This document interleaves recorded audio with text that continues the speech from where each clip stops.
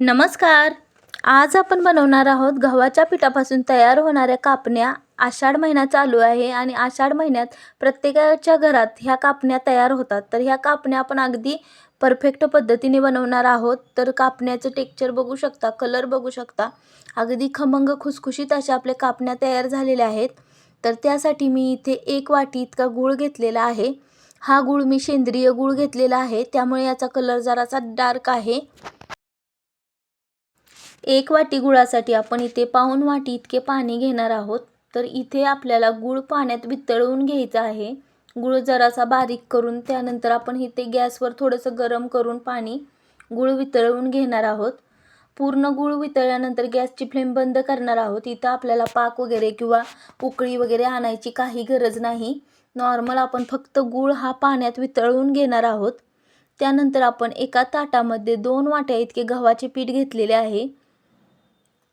यामध्ये आपण 2 चमचे बेसन पीठ घालणार आहोत. त्यानंतर यामध्ये 2 चमचे इतकेच रवा देखील घालणार आहोत.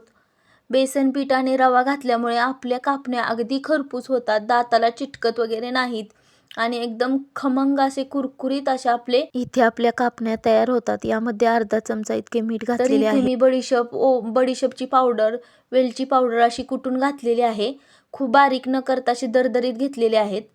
त्यानंतर हे गुळाचे पाणी आपण एका चाळणीच्या साहाय्याने चाळून घेणार आहोत. पाणी थोडंसं कोमटच आहे, तर यामध्ये आपण 1 चमचा इतका साजूक तूप घालून घेणार आहोत.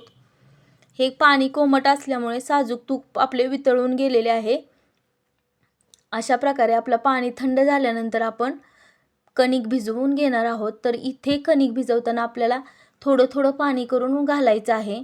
हे पाणी, एवढे पाणी जर आपल्याला कमी झाले, पाणी पुरले नाही, तर आपण थंड पाणी घेऊन थोडंसं वापरलं तरी चालतंय किंवा पिठात सर्व पाणी वापरले जाते एवढे. जर तुमच्या पिठात मावत नसेल तर तुम्ही आणखीन अर्धी वाटी इतके पीठ वाढवू शकता यामध्ये. या प्रमाणात केल्यानंतर कापण्या अगदी चवीला गोड व्यवस्थित होतात. खूप गोड देखील नाही, नॉर्मल गोड, आणि चवीला देखील खूप छान लागतात. तर एवढ्या पिठामध्ये माझे सर्व पाणी लागले मला. त्यानंतर इथे गुळाच्या पाण्याचा एक घट्टसर गोळा तयार करून घेतला आहे. इथे थोडासा जरी गोळा पातळ असेल तरीही त्यात रवा घातल्यामुळे त्यानंतर तो थोडासा असं घट्ट होतो रवा भिजल्यानंतर.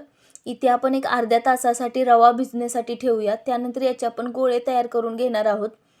तर गोळे हे आपल्या साईजनुसार आपण करणार आहोत. चपातीच्या गोळ्यापेक्षा मोठे करून घेणार आहोत.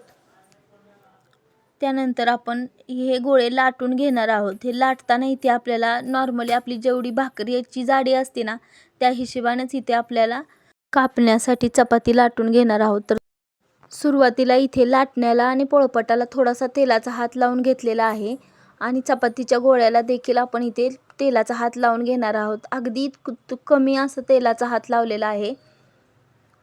अशा प्रकारे आपण आता चपाती लाटून घेणार आहोत. तर इथे भाकरीच्या एवढी आपण जाडी चपाती करणार आहोत. त्याच्यावर अशी खसखस घालून घेणार आहोत. सुरुवातीला खसखस घातल्यामुळे खसखस ही पिठात अगदी चिटकून बसते, तेलात सोडल्यानंतर निघत नाही. त्यामुळे सुरुवातीलाच इथे आपण खसखस घालणार आहोत. इथे तुम्ही खसखस वापरली नाही तरी चालू शकते.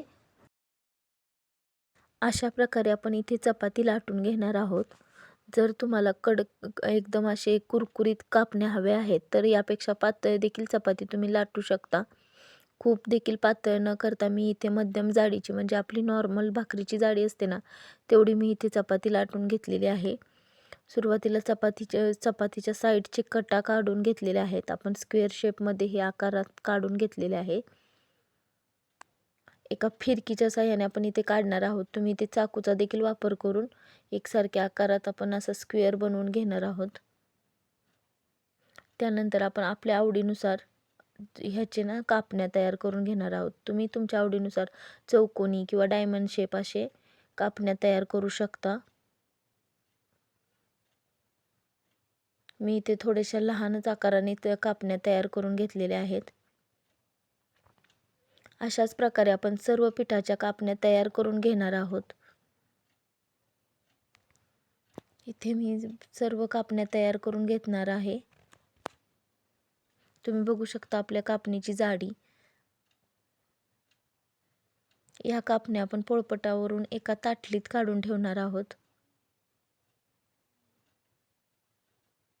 जेणेकरून ही एकमेकांना चिटकू नये यासाठी आपले लांब लांब पसरवून ठेवणार आहोत आपण. तुम्हाला यापेक्षा जरी पातळ पोळी लाटायची असेल तरी तुम्ही लाटू शकता. त्यानंतर इथे मी कडण्यासाठी तेल गरम करून घेतलेले आहे आणि माझ्या पूर्ण चपातीचे कापण्या तयार करून झालेले आहेत. तेलात थोडे थोडे करून कापण्या सोडणार आहे. इथे कापण्या तळताना मी थोडंसं कमीच तेल वापरलेले आहे आणि कापण्या देखील थोड्या थोड्या प्रमाणात घालून एकसारखे तळून घेणार आहोत. गॅसची फ्लेम मंद आहे. मंद गॅसवरच आपण इथे खरपूस अशा कापण्या तळून घेणार आहोत. कापण्या तळताना थोडं थोडं असं वर खाली करूनच आपण तळणार आहोत, जेणेकरून आपल्या कापण्या अगदी खरपूस होतील, आतपर्यंत तळल्या जातील. इथे तुम्हाला खूप देखील तेलाच्या हिशेबानेच कापण्या टाकायच्या आहेत. खूप देखील कापण्या घातल्या तर त्या कापण्या मऊ होतात किंवा व्यवस्थित भाजल्या जात नाही, त्यामुळे त्यातला कुरकुरीतपणा येत नाही.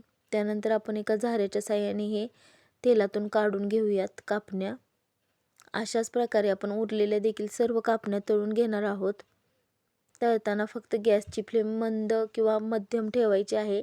हाय फ्लेमवर तळायचे नाही, नाहीतर आपलं कापण्या खूप डार्क रंगावर जातात.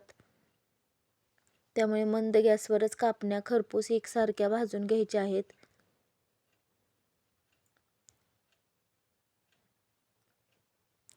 कापण्या खुसखुशीत होण्यासाठी गॅसची फ्लेम मंद असावी आणि तेलात आपण खूप देखील कापण्या न घालता अगदी मोजक्याच कापण्या घालून इथे आपण तळून घेणार आहोत. अशा प्रकारे एकसारख्या रंगावर आपण सर्व कापण्या तळून घेतलेल्या आहेत. तर तुम्ही बघू शकता आपल्या इतक्या कापण्या तयार झालेल्या आहेत. चवीला देखील या कापण्या खूप छान झालेल्या, अगदी कुरकुरीत खुसखुशीत अशा आपल्या कापण्या झालेल्या. इथे आपण तुपाचा वापर केल्यामुळे आपल्या कापण्याला एक वेगळीच चव येते.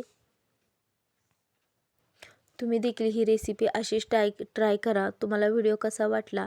आवडल्यास लाईक, शेअर अँड सबस्क्राईब. असेच छान छान व्हिडिओ पाहण्यासाठी माझ्या चॅनलला सबस्क्राईब करा. इथे तुम्ही आपल्या कापण्यांचा कलर बघू शकता. अगदी एकसारख्या रंगावर आपण सर्व कापण्या तळून घेतलेल्या आहेत. तुम्ही देखील ही रेसिपी नक्की ट्राय करा. व्हिडिओ कसा वाटला? आवडल्यास लाईक, शेअर अँड सबस्क्राईब. असेच छान छान व्हिडिओ पाहण्यासाठी माझ्या चॅनलला सबस्क्राईब करा. धन्यवाद.